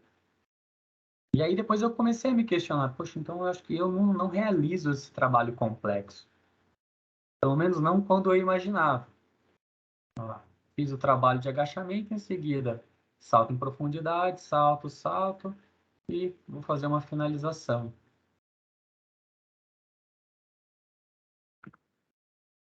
Existe também o trabalho de potencialização através de estímulos isométricos. Então, alguns exercícios utilizaram essa característica, tiveram os êxitos quando a ideia era induzir a potencialização. Em muitos casos, os exercícios eram estáticos, né? Contrações isométricas, máxima de duração de 3 a 10 segundos, justamente para não ter alta produção de fadiga aí. Bem bacana esse trabalho aí, deles medindo a performance ali após a ativação. Então, até coloquei aqui, né, a ação de realizar um exercício que potencialize o exercício subsequente com ações biomecânicas semelhantes, aplicando intervalo entre os exercícios. Treinamento complexo. A ação de realizar uma atividade com sobrecarga, de força em seguida, sem pausa, a realização de uma tarefa em velocidade, um treinamento combinado. Então, dá para ver no vídeo, né, alguns padrões de movimento, trabalho pliométrico, em seguida saltos, sempre sem dar pausa para o movimento, para a tarefa seguinte. Então, treinamento combinado. Dentro do que eu busquei, não poderia trazer esses exercícios como treinamento complexo, a fim de potencializar. Mas, enfim, aí são brigas de nomes, do que as pessoas vão acreditar. Treinamento complexo, treinamento de transferência, treinamento de contraste. Por isso que eu trouxe aqui. Pô, será que eu fazia treinamento complexo ou combinado? Ao meu ver, trabalhos combinados. Então, aqui são só os vídeos repetindo.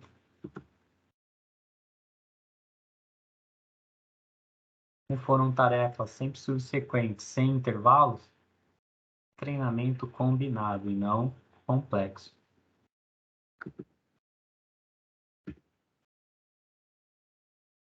Boa.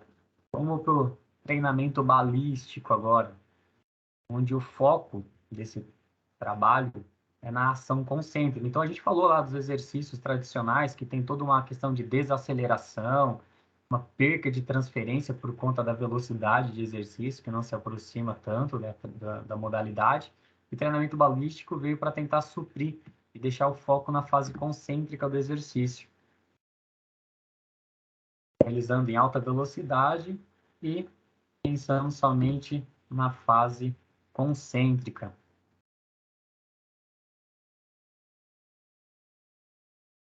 Então, surgiram diversas aí tecnologias para realizar o treinamento balístico.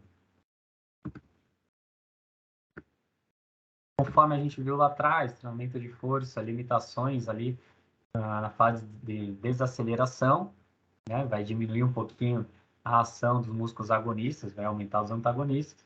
E o treino balístico vem de forma de superar esses problemas na fase de desaceleração. Caracterizando também, né, esses trabalhos, as condições de carga, de 0 a 80% de um RM. Então, muitas coisas, às vezes, a gente vai ver, poxa, Fábio, mas de 0 a 80% é muito grande esse delay, mas vai variar bastante no movimento, da qual ação motora a gente está realizando. Aqui, esse valor de 0 a 80%, ele fala do agachamento, fala do supino, mas existe, por exemplo, movimentos diferentes que vão variar essas sobrecargas. E que parte da curva eu quero estar estimulando? A parte de mais velocidade ou de mais força? Então, eu posso pensar tudo nisso quando eu estou realizando o meu treinamento também. Mas sempre procurando velocidade da fase concêntrica. Um trabalho legal que eu gosto de realizar, que é o arremesso.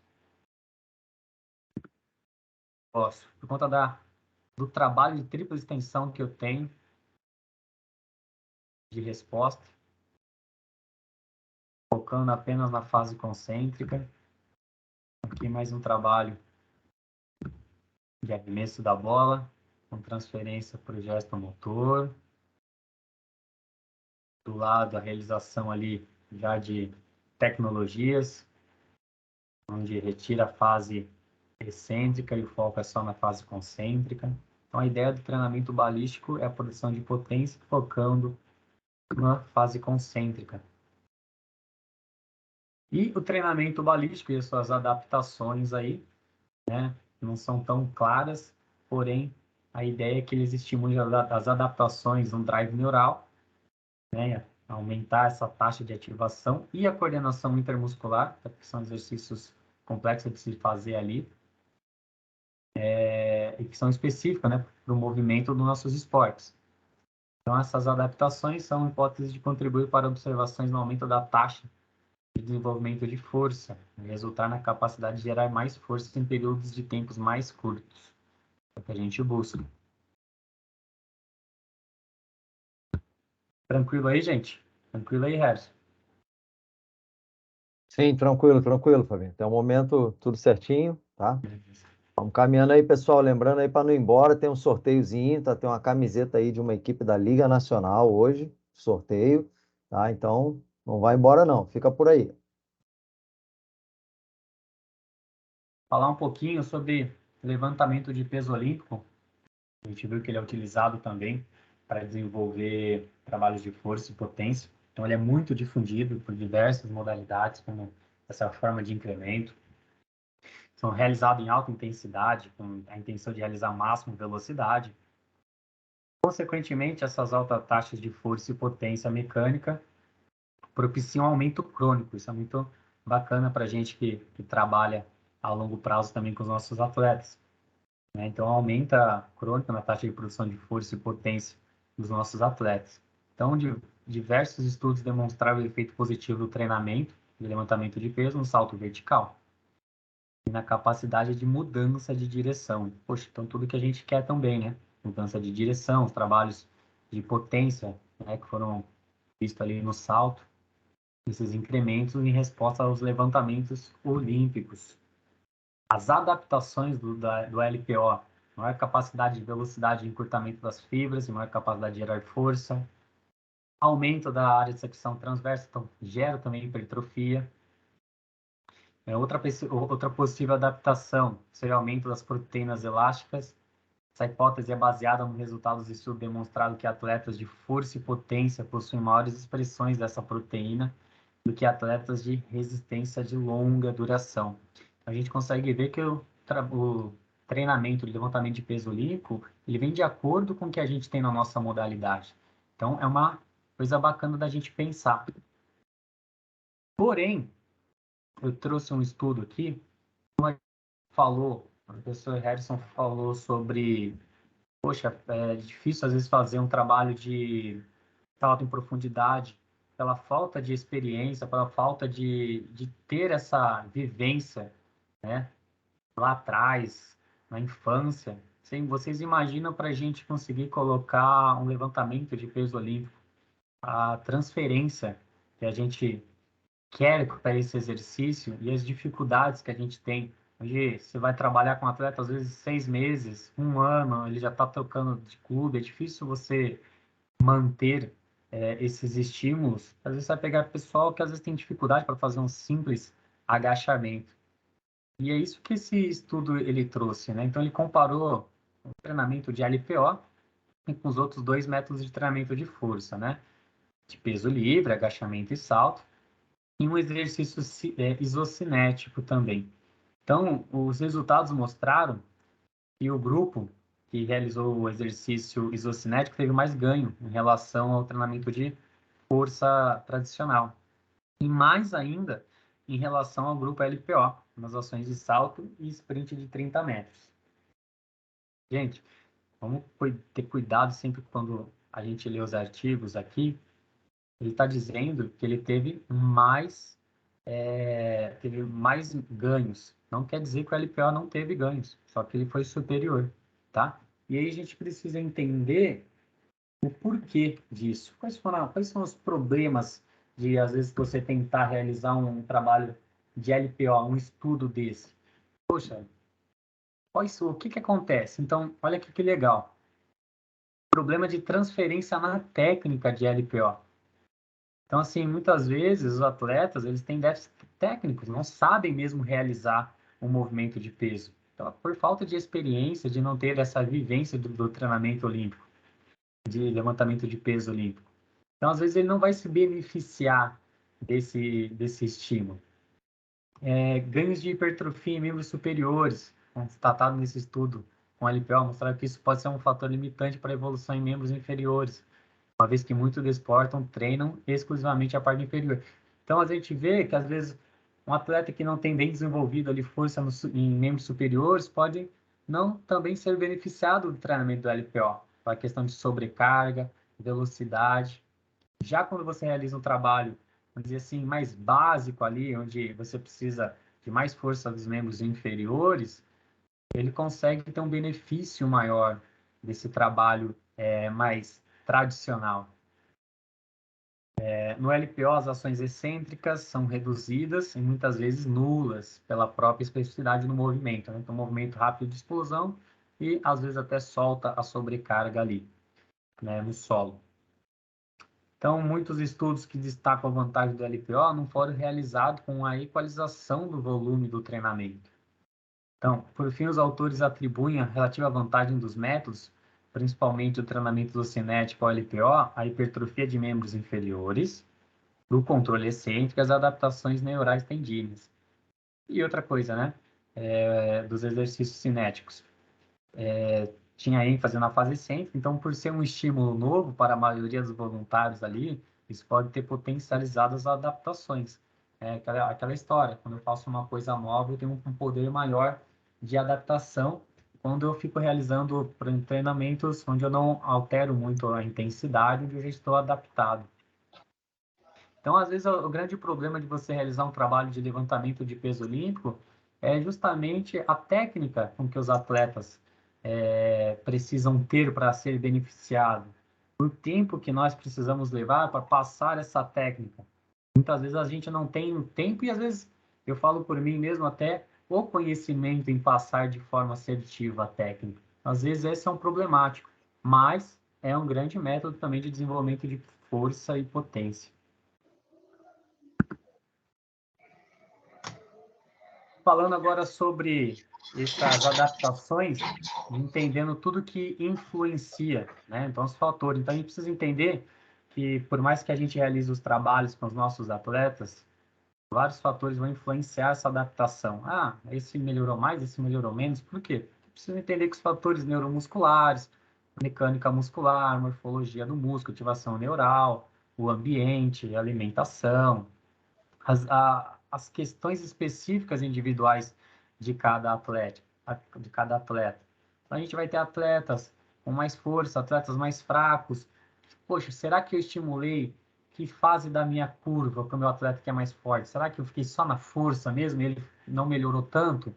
Será que o cara que era mais fraco eu consegui dar o estímulo de força que ele precisava? Será que eu melhorei a coordenação do meu atleta intramuscular? Ele entendeu o movimento? Ele entendeu como aplicar de forma eficaz toda essa adaptação? Uma coisa bacana da gente pensar na hora de entender as adaptações do treinamento. Então, aqui fala, né, que um estudo, 8 semanas de treinamento de força pesado, melhorar o desempenho de salto vertical e sprint em indivíduos fracos, mas não em atletas fortes. Como um resultado de uma grande janela de adaptação para o desenvolvimento máximo de potência em indivíduos não treinados. Ou seja, os atletas que são mais fracos conseguiram se beneficiar mais do treinamento de força pesado. Básico, né? Estimulou uma parte da curva com que eles não eram adaptados. Já os atletas que eram adaptados a essa parte da curva não foram tão beneficiados assim. Por isso, é vital considerar a janela de adaptação para cada componente, contribuindo para a potência máxima do atleta ao desenvolver programa de treinamento de potência eficaz e eficiente. Então, sempre pensar nos nossos atletas, quem são, qual a característica dele e em que ponto da curva a gente vai estimular eles.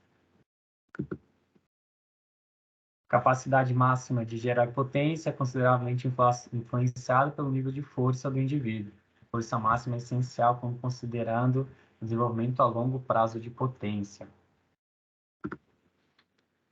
E agora, só para a gente, já está acabando, tá, gente? Prometo.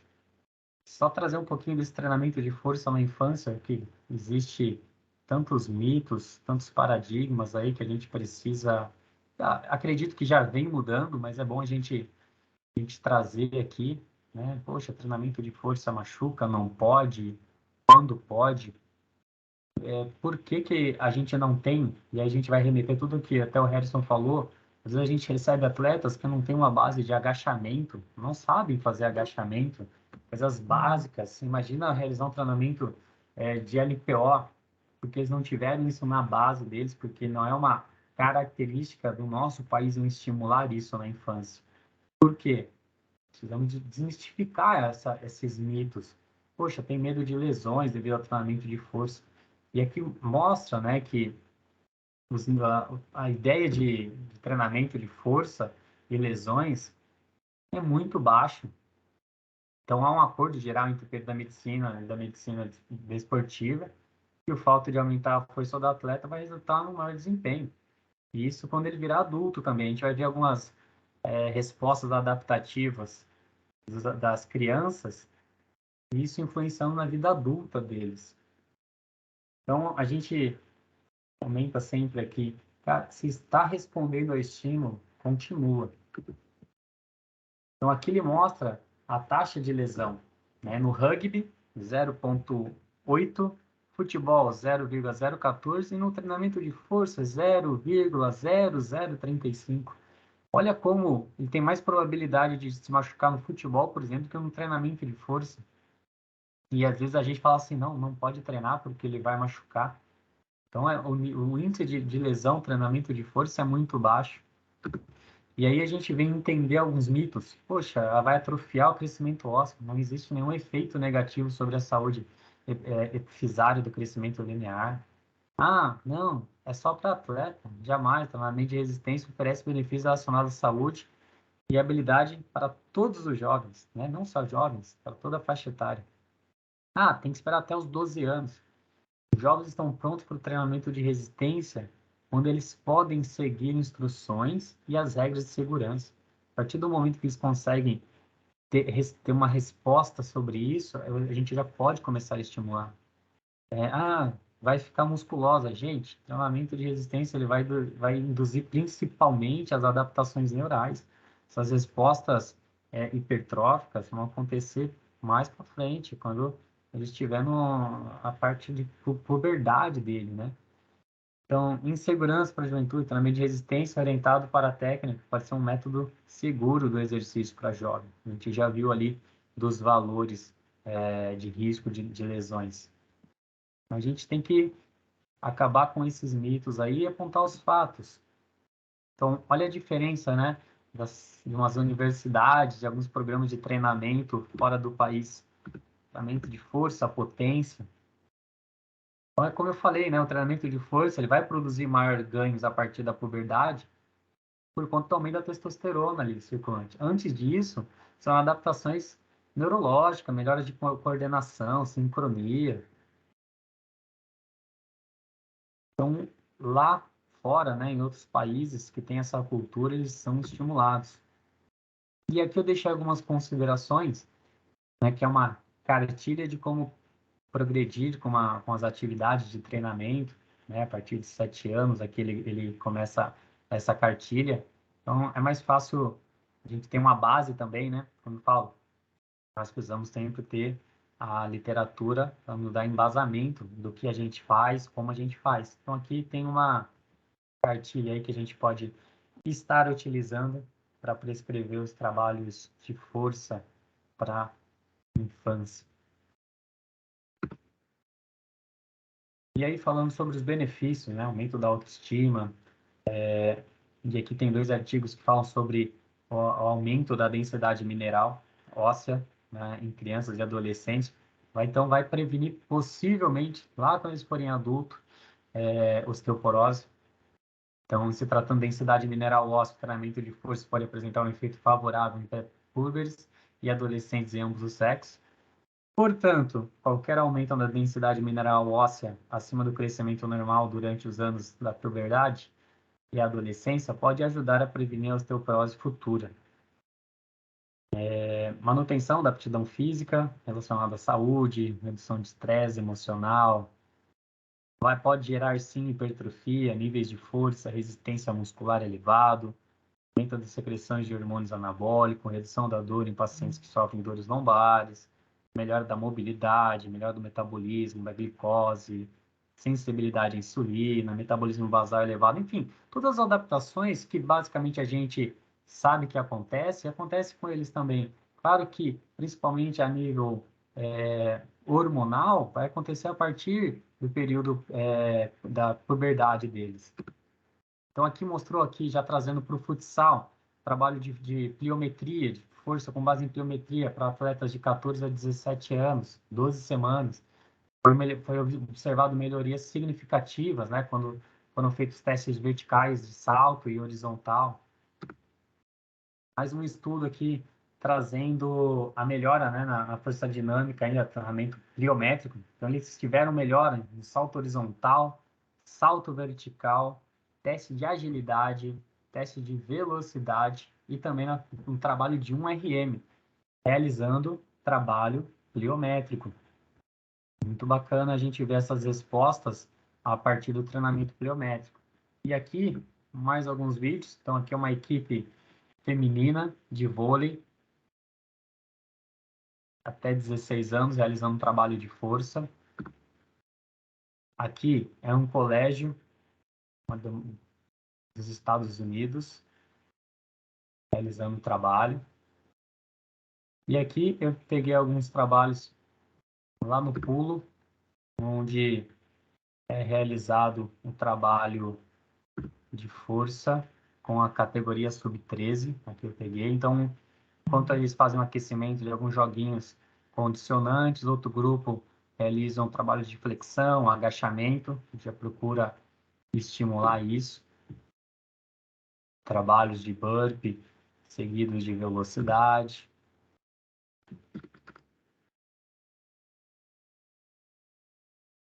O objetivo nosso, né, da preparação física, com tudo isso que a gente está falando, não só com isso, né, é porque é multifatorial, só estamos falando de trabalho de força e potência, sabemos o quanto ainda temos de lacunas para cumprir aí na preparação física, mas a ideia é aumentar o potencial do trabalho motor.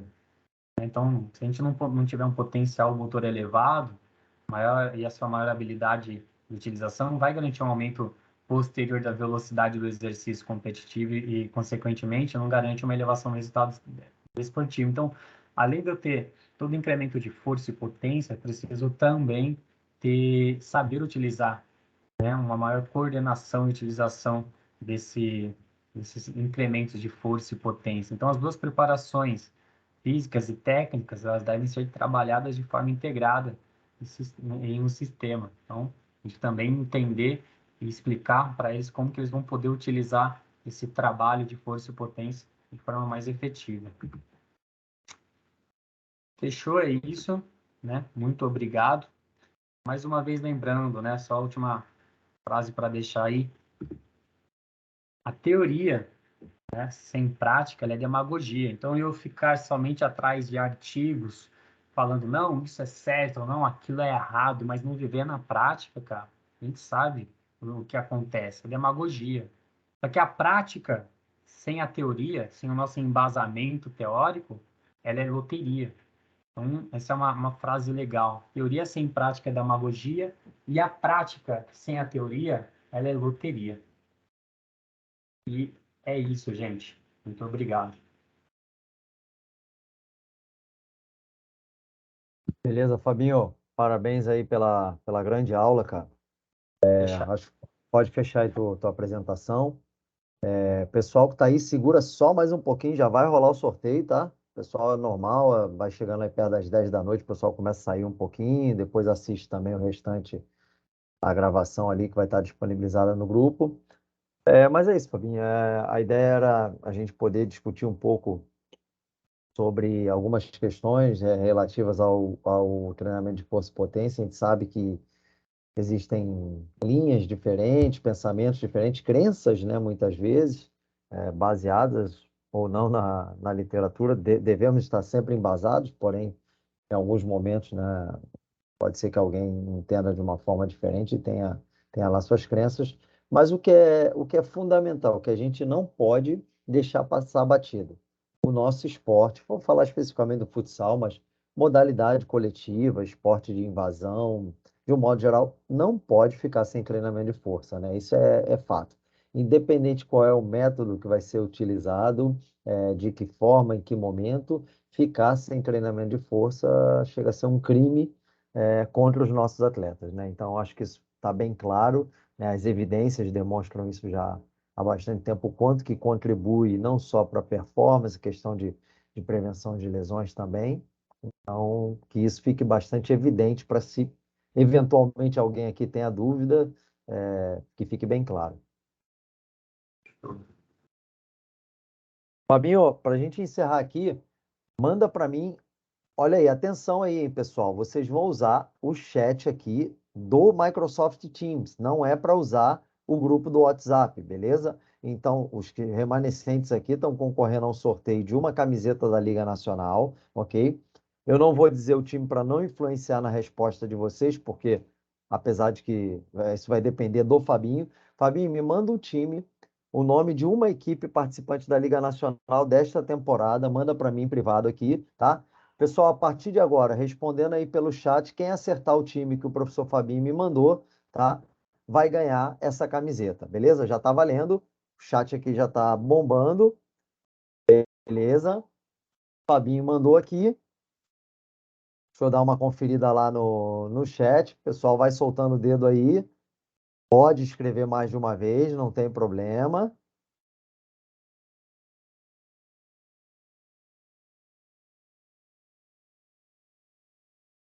Então vamos lá, tô conferindo aqui, vai largando o dedo aí. Pessoal, parou, já saiu o vencedor aqui, tá? Já saiu o vencedor, pode parar aí, por gentileza.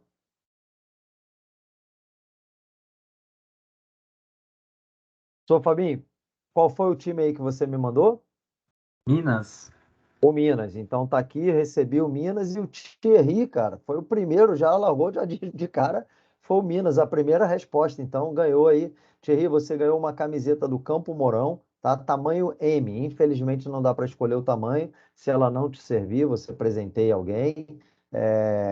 Tá? Infelizmente, cortesia do professor Gabriel Galelli, que é o preparador físico do Campo Mourão, não está presente aqui hoje, mas fez questão aí de deixar esse brinde aí, esse presente para que fosse sorteado, tá? Thierry, entre em contato comigo no privado aqui pelo WhatsApp, tá? Para que eu possa pegar seu endereço aí, seus dados para providenciar o envio da camiseta. Pessoal, mais uma vez aí, muito obrigado pela participação de todos, tá? Sei que muitas vezes é difícil o pessoal estar presente aqui, mas tivemos um bom número na maior parte do tempo, isso que é interessante, muita gente vai assistir a gravação depois. E seguimos fortes aí com o nosso propósito do grupo aí, 10 anos em um. É uma meta ousada, mas eu vou trazer para vocês 10 temas relevantes dos últimos 10 anos em apenas um ano. Isso de graça para todos vocês. Parece até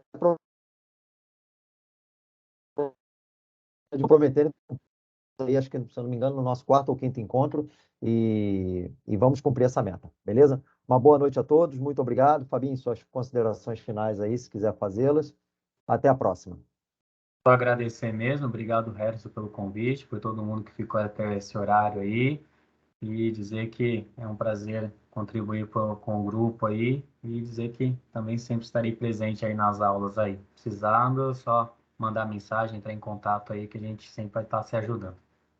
Isso, e pessoal, e como eu deixei aberto durante ali, acabou, ninguém se manifestou, alguns às vezes ficam tímidos, eu fico ali, já tinham algumas coisas, eu tenho um caderninho aqui que eu já anoto umas coisas antes que durante ele acabaram coincidindo, né, e vou ponderando, mas tendo dúvida, gente, depois também pode procurar o Fabinho, tá no nosso grupo, né, Fabinho? É, procura o Fabinho aí, particularmente também, e fiquem à vontade. A gente pediu uma gentileza, você fica totalmente à vontade. Se puder disponibilizar o PDF com os slides da aula, coloca ali no grupo para gente, tá? Mas isso é uma decisão tua, não há obrigação, beleza? Sim, pode deixar, vou fazer sim. Valeu, pessoal. Uma boa noite a todos, tá? Até a próxima. Valeu.